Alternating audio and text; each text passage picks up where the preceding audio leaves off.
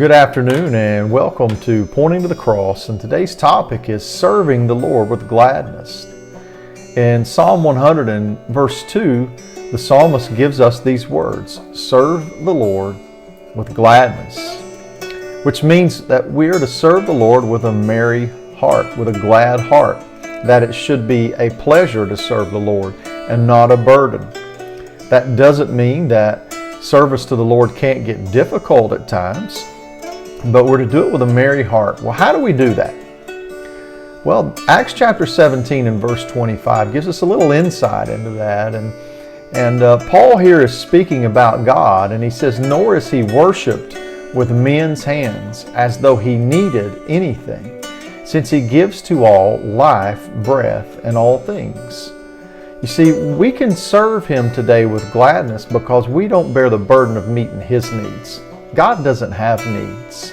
He doesn't need us. So serving him isn't about meeting his needs. Serving him is the opposite. It's about meeting our needs.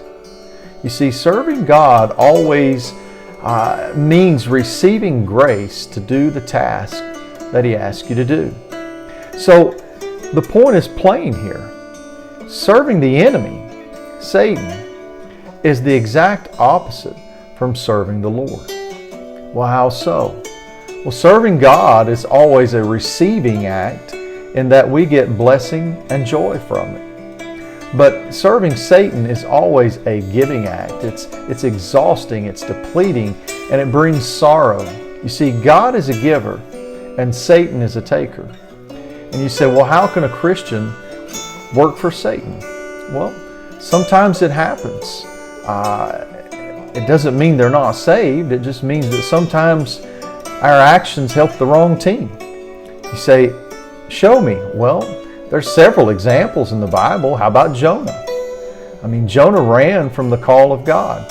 And even after he submitted and God did amazing things in Nineveh, Jonah pouted about it. What about Ananias and Sapphira and the gift that they gave to the church and lied about, holding back some of the money? You see, there was a reckoning, there was a sorrowful taking from them when that happened. So daily obedience at its core should never be burdensome.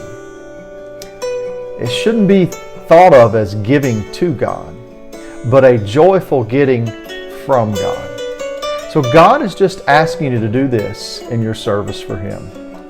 In all your service, trust Him as the giver. Thank you for joining us, and we'll see you next time on Pointing to the Cross.